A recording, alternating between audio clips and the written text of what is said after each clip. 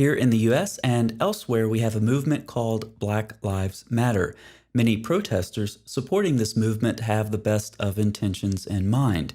However, based on the way this movement actually plays out in reality here in the US, and based on what some of the leaders of this movement have publicly said, and based on the affiliations of the founder of the movement, Black Lives Matter, ironically, has very little to do with Black lives. For example, Black Lives Matter propelled the nation into an uproar when police brutality resulted in a black man's death. However, when scores of black people are shot each year in places like Chicago, Black Lives Matter doesn't seem to notice. When a black man is shot dead while walking his young daughter across the street in New York City, Black Lives Matter doesn't seem to notice. When black youths are shot and killed near zones that so-called protesters have blocked off in Seattle and Atlanta, Black Lives Matter doesn't seem to notice. Woe to you, hypocrites.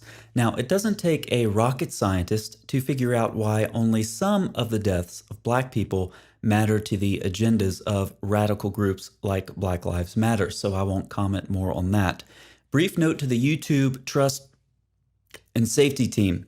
I did just call Black Lives Matter a radical group, but I'm only using language I read in a leaked 2015 memo from a senior Democratic campaign committee official who is himself black. Now, one would think that any group wanting to end racism and promote unity among people would readily embrace biblical principles, such as people being made in the image of God, theology that erases ethnic boundaries, and a gospel that reaches people from every nation. But that's not what we see. Instead, here in the US, we see Black Lives Matter uniting with CAIR, the Council on American Islamic Relations. Here's a clip from a CAIR rally in Florida. CAIR pretends to be a civil rights group. However, unless you've made a habit of burying your head in the proverbial sand, you know that CAIR is little more than a propaganda arm for extremist groups like those associated with the Muslim Brotherhood. Here's a memo from the Muslim Brotherhood discovered during an FBI raid back in the early 90s. The Muslim Brotherhood must understand that all their work in America is a kind of grand jihad in eliminating and destroying the Western civilization from within and sabotaging their miserable house by their hands and the hands of the believers, so that it is eliminated and God's religion is made victorious over all religions. Now this raises the question, what do Black Lives Matter and CAIR have in common other than being radical groups? Whatever the answer is, it can't have anything to do with civil rights for black lives, given the history of Islam. Now again, to the YouTube Trust and Safety team, I feel like I'm going to throw up whenever I say that phrase. Remember, YouTube censorship team, I'm about to read Muslim sources, so don't label my video hate speech or CAIR will call you Islamophobic. Muhammad, the Prophet of Islam, is described as a white man who had white armpits, a white thigh, presumably 2 white thighs, white forearms, a white cheek, and a white belly. Muhammad was so thoroughly white and not black that one Muslim authority issued a fatwa saying, anyone who says that the Prophet was black should be killed. The Prophet was not black. The white Prophet of Islam bought, owned, and sold black slaves. The last hadith you see on your screen is filed under the heading, selling animals for animals of different amounts or quality. African slavery in Islam also has quite a history. Conservative estimates suggest that between 11 and 14 million Africans were transported into Muslim lands outside tropical Africa over the past 14 centuries. The holiest city of Islam, Mecca, became the center of the slave trade in the world and remained so well into the 20th century. But we don't talk about racism in Islam or the vast Islamic slave trade in the history books, do we? That would be Islamophobic. And history is, as has been said too often, a projection of the modern political climate into the past. But given Islam's history with racism and slavery, it's difficult to believe that Black Lives Matter and CAIR could unite over those issues. So there must be something else bringing them together. Here's a CAIR and Black Lives Matter rally in Brooklyn, New York. And all of its puppet governments will be no more. When I saw that precinct burn, I thought I was closer to Palestine. When I see an NYPD cop car burn, I say we're waking up revolutionary culture. They know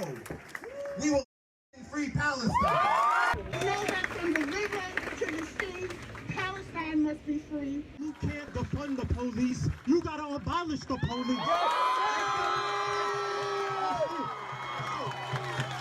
You gotta abolish the Zionistic state of Israel.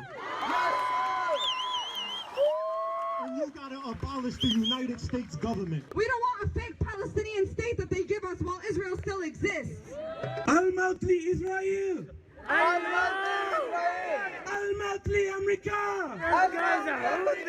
Ah, yes, there they are, those unifying elements: destruction of the West and anti-Semitism. And anyone who hates Jews finds a ready ally with the religion of Islam, whose prophet and God said all kinds of things about the Jewish people. Here's one example. The last hour would not come unless the Muslims will fight the Jews, and the Muslims would kill them, until the Jews would hide themselves behind a stone or a tree, and a stone or a tree would say, "Muslim," or "the servant of Allah, there's a Jew behind me. Come and kill him." Further, volumes have been produced on the legacy of Jewish hatred in Islam. Modern Muslim clerics keep that legacy alive when they frequently refer to Jews as descendants of apes and pigs, calling them the scum of the human race, just like their God and prophet did. But aside from a couple of things which unite these groups, what we're seeing in the US right now is collaboration by several extremist groups too stupid to realize that they're ultimately opposed to each other. However, inconsistency, hypocrisy, and actual history mean nothing to emotionally driven mobs.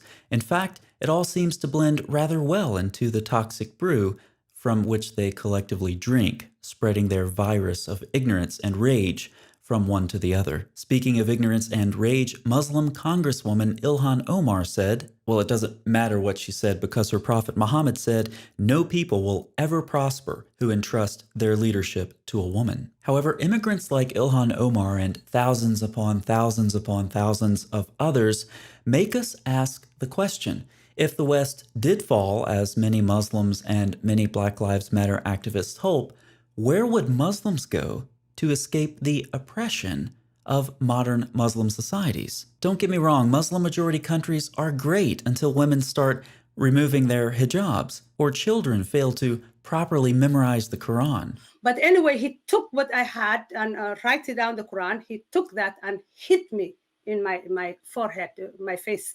And I remember bleeding. The blood was cover my face. Sharia-governed societies are also great until women start protesting wife-beating or female genital mutilation, and you won't last too long if you're gay or decide to leave Islam and become an apostate. Or what if you're a Muslim woman and you simply want to drive a car in your home country of Saudi Arabia? Oh, that's right, you can now. What do you think this is, 2016? Women more or less able to drive in Saudi Arabia for the past 4 years. Congratulations. Clearly, no Muslim organization has any basis for uniting with any legitimate civil rights organization. And if you don't believe me, you haven't read the Quran, Hadith, and manuals of Sharia law. So our current situation here in the US is a cacophony of mobs who think that they're all on the same train going to the same destination.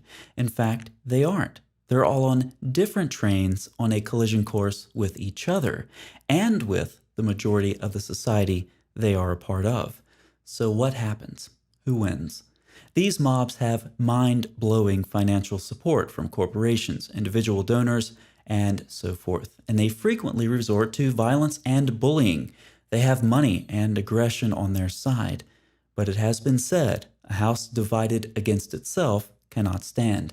And in spite of their superficial agreement, these extremist groups are fundamentally divided, gleefully wallowing together in their demonstrable ignorance of that fact. My question is not how long until this is all over. Rather, my question is how much of themselves and of others will they destroy with their hatred in the meantime?